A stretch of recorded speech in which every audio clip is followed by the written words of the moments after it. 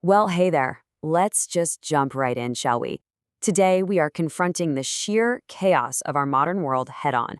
And honestly, we're offering the ultimate antidote, an ancient song of ascents that absolutely refuses to let anxiety have the last word. We live in an age where literally everything feels fragile. But today, we're looking at a reality that is perfectly, entirely immovable. Because, let's face it, everything around us is just constantly shifting, right? Political certainties crumble overnight. Our finances wildly fluctuate, and honestly, the broader culture basically tells us to keep our bags permanently packed because nothing lasts. So we absolutely must ask ourselves, where are we truly anchored? When the ground starts shaking beneath your feet, what are you actually leaning on? That brings us to Section 1, the posture of true trust. Take the Hebrew word botiach, for example. It is kind of like the spiritual equivalent of coming home completely exhausted and just collapsing into a massive, heavy armchair. You don't scientifically test the chair first, do you? You don't carefully, slowly lower yourself down. No, you just fling your entire weight onto it and let it bear you. And that is exactly what it means to fling your weight onto the Lord. Proclaiming the absolute truth of the book of Psalms, chapter 125, verse 1, we see that when you cast your anxieties on God, you literally borrow the very permanence of the mountain where heaven and earth intersect. Think about that for a second. You aren't just strong, you become mountain strong. And this brilliantly illustrates the stark contrast between our culture's constant state of breathless panic and the unshakable reality of the eternal God, a God who does not faint and does not grow weary. The world insists that you gotta manufacture your own stability, while God, well, he offers his eternal permanency entirely for free. So the crucial point here is that you don't have to manufacture your own strength. Think about it. A mountain doesn't hold itself up in the air, right? The mountain is held up by the earth beneath it. In the exact same way, you are held steady purely by the living God. The stability isn't yours, you're just borrowing it through that conduit of trust. Moving right along to Section 2, surrounded by the Lord.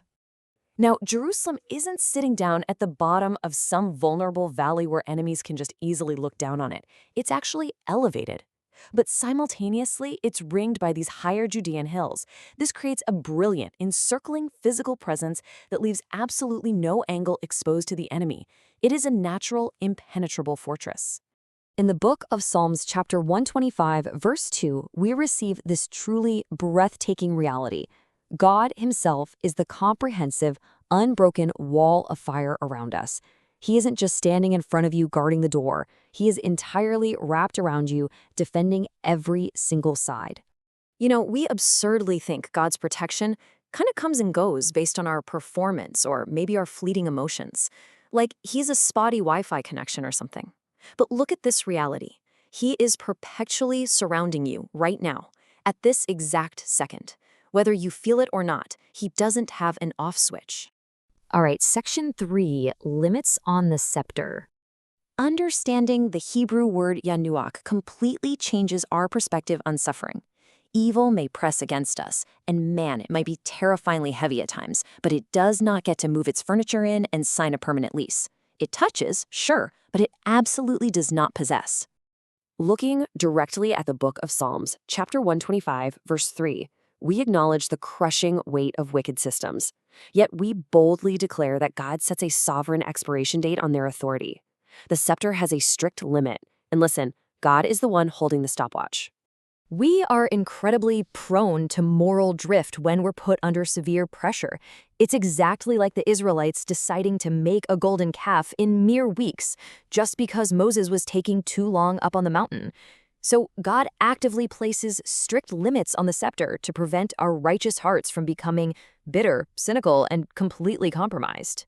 For anyone currently groaning under the immense weight of an oppressive season, please rest in this pastoral tenderness. The King of Kings knows exactly how long you've been burdened. He sees it, he knows its exact weight, and he holds the calendar. Relief is a scheduled guarantee. Which brings us to Section 4, the upright in heart. God is not after your flawless external performance or your carefully curated reputation management. Honestly, that's exhausting anyway. What he actually demands is yashar, an interior heart orientation that is fundamentally aimed directly at him, even when your execution is a little bit messy. In the book of Psalms, chapter 125, verse 4, we don't try to present some complex theological argument to convince God to act. No, we simply and confidently ask the God who is intrinsically good to do good for his people. It's really the simplest, yet most profound prayer you can possibly pray. And finally, section 5, Jesus, our ultimate peace. You know, people rarely wake up one morning and dramatically abandon their faith in some fiery speech. Rather, it's a slow, absurdly subtle nautical drift toward the crooked ways that the world makes look perfectly reasonable. It's honestly like falling asleep on an empty pool float and waking up miles out in the terrifying open ocean. The book of Psalms, chapter 125, verse 5, proclaims a holy justice, that our choices have very real, unbending trajectories. But then it intentionally, beautifully ends with the most glorious sound in the entire world, shalom. Shalom isn't just a brief pause in the fighting, you guys. It's not just a polite handshake across the aisle. It is the breathtaking wholeness of God's people living exactly as they were always intended to live, with every single broken thing wonderfully mended. Those ancient pilgrims climbing up those dusty hills, they were actually unknowingly walking toward Jesus Christ. He is the true Zion. He is the surrounding presence. He is the absolute limit on wickedness. And he is the Prince of Peace himself. The book of John, chapter 14, verse 27, reveals that Jesus Christ has utterly conquered the grave to become our unshakable, permanent peace. He doesn't just offer a concept, he offers himself as our eternal fortress.